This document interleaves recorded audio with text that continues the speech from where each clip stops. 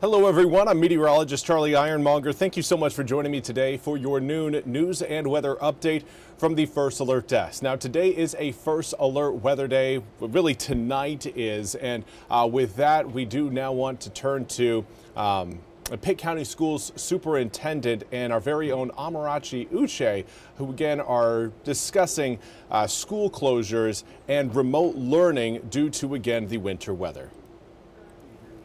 Talk about the different things that you guys have been doing regarding the safety on the roads. Talk to me about the process you guys have been taking at Pitt County Schools. Well, first of all, thank you for allowing me to be here today. We first make sure that we meet every day to monitor the weather with our team. Our operations teams have been out to our schools. They've been out riding the roads to make sure the roads are clear or to find areas where that might be of concern.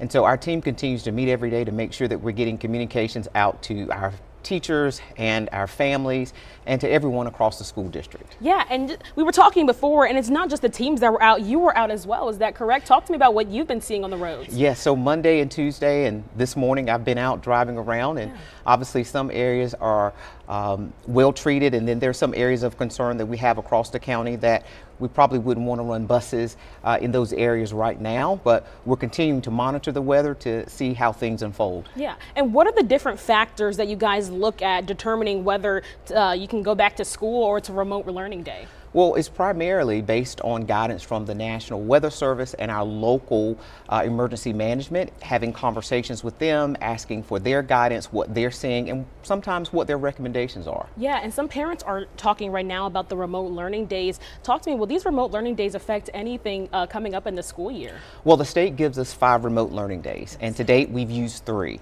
And so we have 2 remote learning days available. So right now we're in good condition with those remote learning days, unless we continue to have more inclement weather, and that would cause us to look at the calendar and possibly make some adjustments. Yeah, let's hope there's no more inclement weather like that for sure. I think we're all ready for the winter to be over, that's for sure.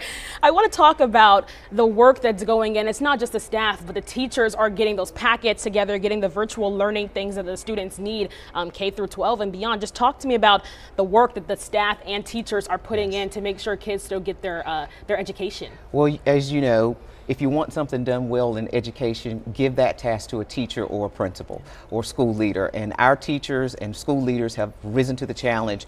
Packets were sent home with students on Friday in anticipation of inclement weather. Teachers are making themselves available to students if they need additional support. We just got a great group of teachers making sure that they're wrapping their arms around our families during this time. Yeah, and I do want to ask you, just talk about the hard work that you guys are doing to make sure that students can soon get back into the classroom. Absolutely. Our operations teams have been out to all of our schools, have cleared sidewalks, have treated parking lots, and so they are out actually right now sort of finishing up that work across a number of our schools so that in the event we're able to bring students back, we can do that safely and for not only our students but our staff as well. Yeah. Last question for you, Dr. Lassiter. Just talk to me, what's your message to parents right now as they're home with their kids, hoping the schools open it back up soon? Well, thank you for being patient with us. We're going to continue to communicate with you, so continue to look on our social media for updates, and we are equally excited and wanting our students to return back to us, but safely as possible. Yes, safely is key. All right, thank you so much for joining me today, Dr. Lassiter. Thank you.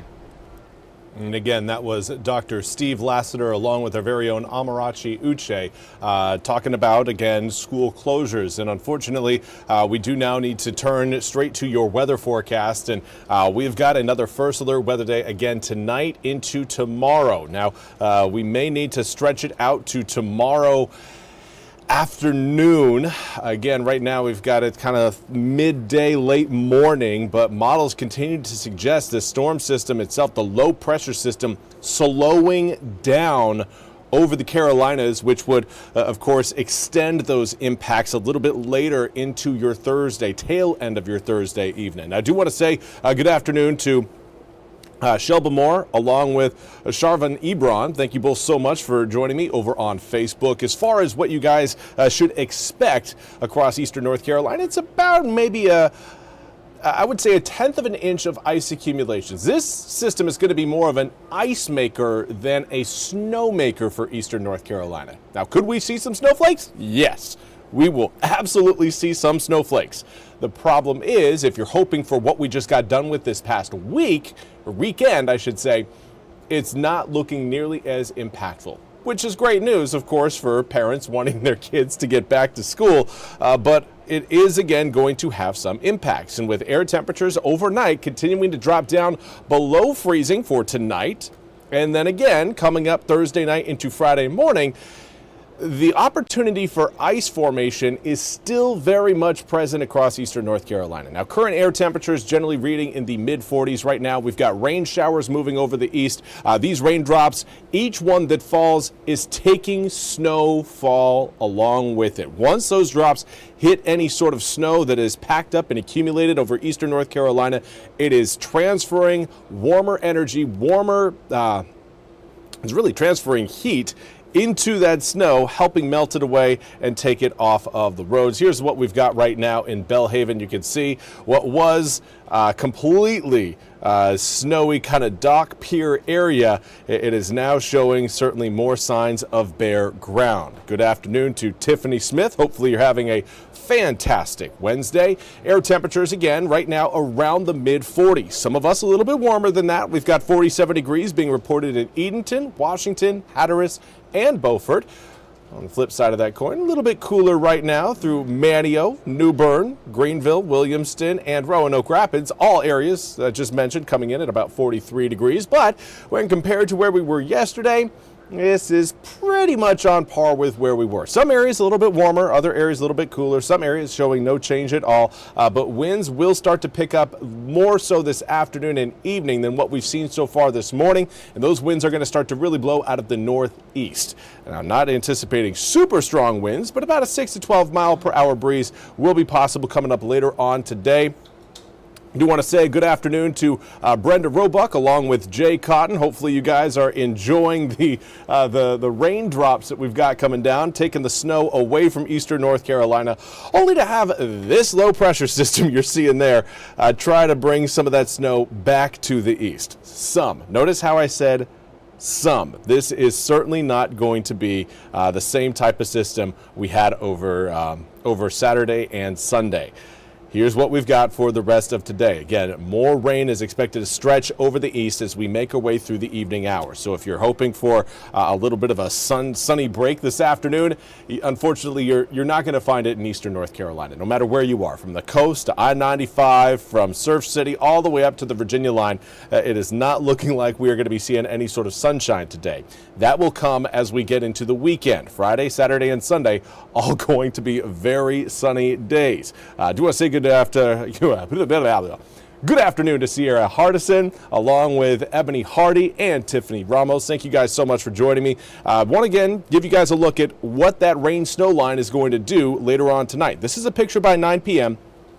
And watch that kind of zone of pink closer to Virginia, kind of stretched across, looks like a little bit of Nash and Edgecombe County there by 1 a.m., but certainly into Halifax, Northampton, Hertford, Gates, Chowan, Pasquotank, Perquimans, Camden, Currituck counties. That line is slowly going to march its way south across eastern North Carolina as we head through the early hours of your Thursday morning. So this is 1 a.m. on Thursday, right after midnight. By 4 a.m., that line's a little bit further south, and we continue to see that line push further southward, creating more potential for that freezing rain and sleet. It's not looking like we're going to be seeing much snow out of this system. There, obviously, you're seeing some pockets, but pockets aren't enough to put down the type of snow we just got done with. So this isn't going to refresh your sledding hill with fresh powder. It's more likely than not going to leave a sheet of ice across portions of eastern North Carolina. And by the time we get to around 11 a.m. tomorrow, air temperatures will likely be around, if not maybe a little bit above freezing, and that's going to make it difficult to get any of the snowflakes that fall to actually stick to the ground. And again, models continue to show us a fairly late exit for this moisture. Again, these are the latest model runs from the high-resolution rapid refresh model, and it's looking like we may see the last of those flakes coming through around 9, 10, and even 11 p.m. along the coast. So where does that leave us? It leaves us with perhaps maybe a dusting to up to an inch of snow throughout a hefty portion of eastern North Carolina. But I think more likely is seeing an accumulation of ice about 1/10 of an inch thick across the east. That is going to be more impactful from a travel standpoint, and it's going to be more impactful from a power standpoint. Now, I don't anticipate us losing power throughout the east, but whenever we're talking about freezing rain and ice, that has to be your main concern. That's initial, like, all right, straight out of the gate, are we looking at power outages?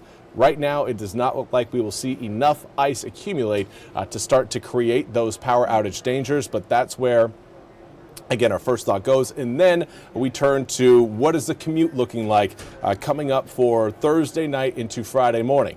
And that could be rough in some areas, but I'm anticipating, again, DOT crews. They're already out. Obviously, they have worked incredibly hard getting our streets to where they're at right now. Again, a lot of improvement done, but this is, again, going to kind of set us back a bit and will require a little bit more brine on the roads once the ice forms. That's the problem. Whenever we've got these systems rolling in, that initially it's rain, you can't put brine down on the roads when you got a rainstorm coming because that rain washes all the brine off. So you got to wait until that moment where the rain actually starts to freeze on the ground, and that's when you got to head out with the brine and the salt and the sand and put it all down to help, again, prevent that ice from actually sticking to the ground. So that's essentially what we are looking at right now. Let's take you to your full 8-day forecast. And you can see, again, air temperatures tonight, 28 degrees, below freezing, but not by a lot. Then through the day tomorrow, we're looking at mid to upper 30s. Again, above freezing. Jeremy Black, enough of this nonsense. Jeremy, I agree with you completely. This is one of those systems. I was a big fan of what we had this past weekend because I love sledding. Absolutely love it. But then when you throw, a glaze of ice over everything, it just kind of adds insult to injury. It's just, freezing rain is the worst. Freezing rain is the worst. And Penny Guilford, OMG, these kids are never going back to school. My wife and I were lamenting the exact same thing last night, just talking about this, thinking, all right, well, now there's a chance they might not go to school on Thursday. There's a chance they might not go to school on Friday. So what are we going to do? What are we going to do? Keep doing, I guess, the learning packets the teachers are sending home, the remote learning stuff. But yeah, that's essentially what we got. So here's another, again, look at your 8-day forecast. Over the weekend, Friday, Saturday, and Sunday, we're back into the low to mid 40s. Overnight lows will again stay below freezing, but this is going to be kind of a trend that will take us back into more of an average territory for our daytime highs. Low to mid 50s coming up to start next week. May end up seeing the mid to upper 50s by the tail end of next week.